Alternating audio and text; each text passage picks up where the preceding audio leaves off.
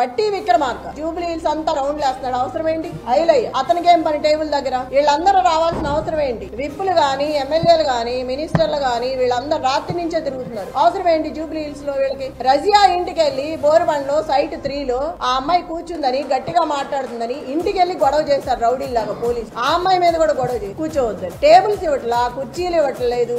ఆ టేబుల్స్ తీసుకొచ్చి పోలీసులు సందు చివర 3 అడ్డం పెట్టుకున్నారు. అవి ఎవరికి అవసరం? వాళ్ళ దగ్గర లాక్కొచ్చి మీరు ఎందుకు వేసుకోవాలి?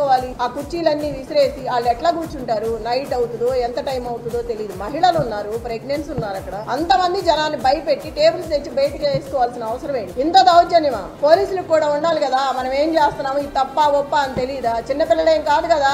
అదేమంటే క్వశ్చన్ చేస్తున్నారు తిరిగి. ఆ క్వశ్చన్ చేసే ముందు మనం ఏం చేస్తున్నామో తెలియాలి కదా. మాట్లాడితే సీఏ అంటారు, ఏదేదో మాట్లాడుతున్నారు. నాన్నే భయపెడుతున్నారు వెళ్తుంటే. అంత 30 మంది 50 మంది 100 మంది పెరుగుతానే వస్తున్నారు కానీ తగ్గట్లేదు. 2 నిమిషాల్లో వస్తున్నారు. మరి ఎవరు చెప్తున్నారో నాకు తెలియదు. నేను ఎక్కడికి వెళ్తే అక్కడికి వస్తున్నారు నాతో పాటు. గుంపుగా వచ్చేస్తున్నారు పోలీసులు గాని, రౌడీలు గాని, ఆ చుట్టూ ఉన్న జనం గాని. ఎదుగో ఇప్పుడే వచ్చేటప్పుడు చూసా 150 మంది కూర్చున్న టేబుల్స్ నేను గొడవ చేసి వచ్చానని ఒక 6 నుంచి మిగతాయి తీసేశారు. ఇప్పుడు వస్తా చూసాను. ఇంకా ప్రతి చోట ఇలాగే ఉంది. మేము ఇక్కడి నుంచి అవతలకి వెళ్తే ఇక్కడ మొదలు పెడుతున్నారు, మళ్ళీ అటు నుంచి ఇటు వస్తే అటు మొదలు పెడుతున్నారు. ఎన్ని చోట్ల ఆపుతాం, ఎంత మందిని ఆపుతాం? బిర్యానీలో డబ్బులు పెట్టిన దౌర్భాగ్యం కాంగ్రెస్ పార్టీది. అంత అవసరమే వచ్చింది నీకు? అంత రౌడీజం చేయాల్సిన అవసరమే ఉంది?